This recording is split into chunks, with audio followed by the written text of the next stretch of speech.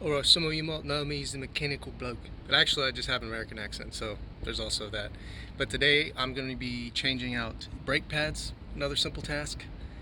Obviously you're going to want to have to jack this thing in the air, but you want to make sure that you're on a level surface and that you have the parking brake engaged, please, so your car doesn't roll off. It's a public service announcement from the mechanical bloke, and I'll show you what I'm talking about here in just a second. Audi Q5, that's what I'm doing again, but it's pretty simple, so let me walk you through it.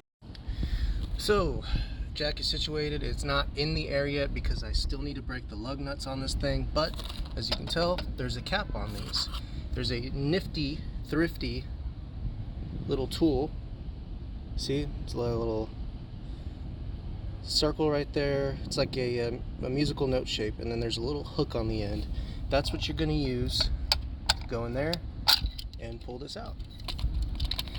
Now you might get some of these little guys stuck in there, but that's okay. You just pull them out with your hook and you can throw them back on, or if you have a new cap that you could put on, then you just go ahead and throw that on when you're done.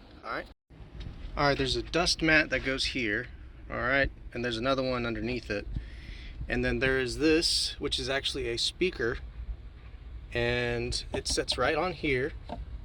Alright, and that nut goes on it. I don't need to show you all that because it's all in your owner's manual, as I would always tell you. Everything is in your owner's manual, all the location of everything. But if you have trouble looking for this little guy, it'll be sitting right here in this corner. Along with the jack will be sitting right in here, okay? And there's the battery, just in case you're wondering. But I might do a separate video on that another time whenever the battery's bad. Now it's very important to break these lug nuts before you get the wheel off the ground, because you're going to be applying a lot of pressure.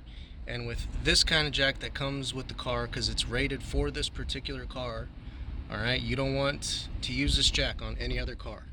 Just use the jack that's rated for that particular car, unless you have a floor jack.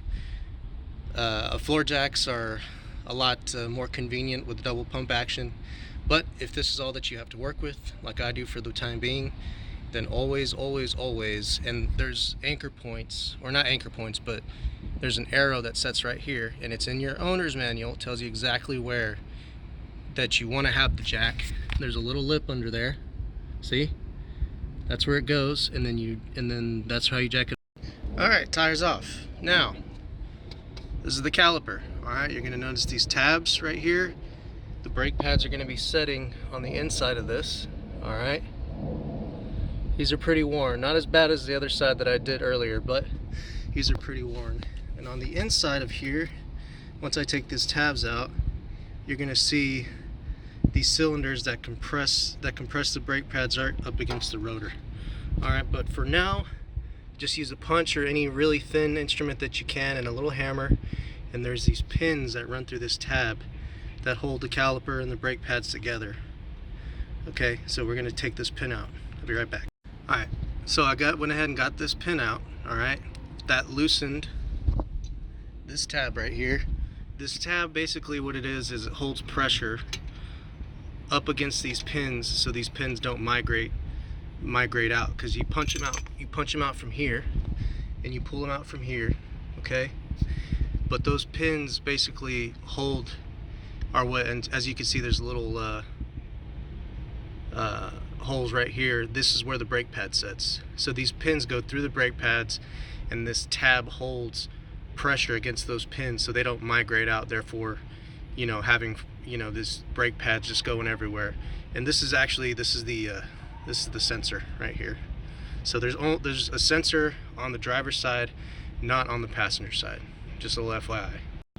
Okay, so these pistons that I was saying that press up against the brake pads are right in there. See, there's one circle right there, that's one piston on the top, and there's a piston right there on the bottom. Now what you want to do is you want to compress those pistons, alright, to get these brake pads off. So you want to stick like a flathead screwdriver or maybe a pry bar in there to kind of press up against it while the caliper's still on, so that way you won't need a compression tool to compress those pistons in. Okay, you can still do it by pushing up against the rotor by pushing up against the rotor to compress them, but yeah, it's probably the easiest way.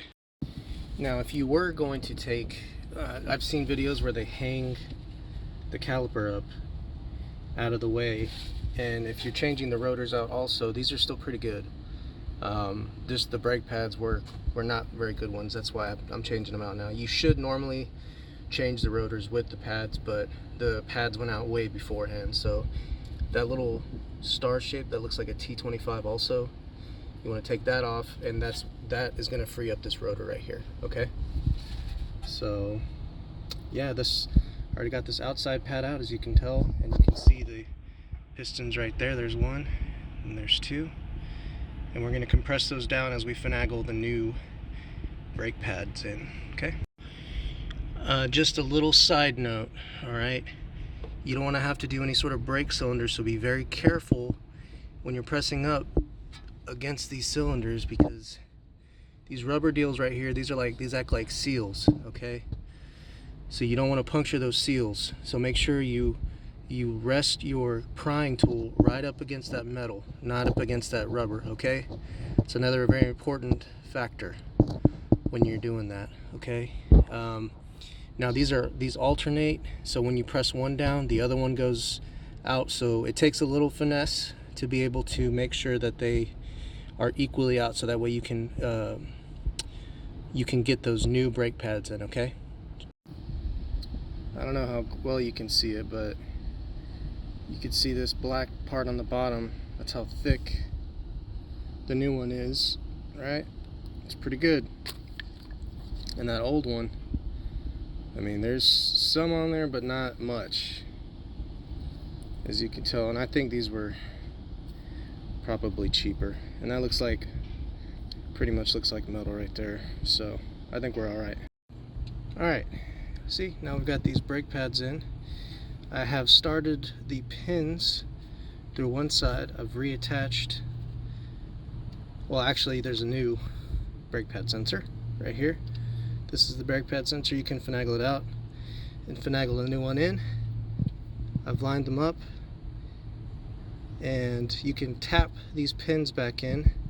I slipped this tab, so you can slip the tab out like that, right? For just, at least when you get the first pin through. Doesn't really matter what order you go in, but I started with the bottom one, and this little tab goes around that pin like so. That'll hold that, and then so when you're doing the second pin, you just or you can use a flat tip or anything to hold this tab down. All right, so you're gonna hold this tab down with something, and then you're gonna tap this pin through, and it's gonna go underneath that tab and through this hole once you've lined up your holes for the brake pads. And you can also use the pins to line up the holes for the brake pads themselves if you're not too sure. Okay, so run the pins through a little bit through the brake pad and the caliper just to kind of line it up. That's a little mechanics trick right there. Okay, so you lined up the tire, you got the lug nuts on. Don't crank down on them just yet. I mean, you get them tight enough, all right? Just don't crank on them. And you always want to go into a star pattern. So across, across, across. All right, and then once you do that, then you double check by hitting each one. All right, so when you torque initially, you want to go star pattern. So just remember that, star pattern to torque. All right, but don't torque it until it's all the way on the ground, so that way you don't want to torque it while it's still sitting on the jack, because this jack isn't always going to be stable, even on level ground. So just wait till you get it on the ground to torque them. Okay, all right, jack's off. Get it? Anyway, jack is off, out from under the car. This is the only setback, is all this nonsense, because of the way, at the angle at which the jack sits, it really eats into that. But that panel is really, really easy to replace, and I do believe, I don't know for certain, but I do believe that panel is meant to be taken off in certain instances like that. The book doesn't really say anything. It just shows there was an arrow right here, but it's all chewed up. But that's not why I wanted to talk about that. what I really want to talk about is just throwing this cap back on. So see, there's no particular order in which this thing goes. It just goes in.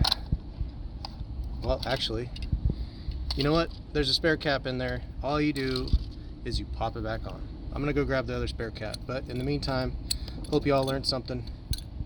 And if you didn't, well then I'm sorry. I could be a little more thorough next time. Oh, right. As a side note, if y'all's tire is flat, that tire you're taking off or you're putting back on, or the spare, some what have you, these Q5s have a compressor, electrical compressor in here, conveniently. So you take this off, and it has a car jack like you would normally have for like where the cigarette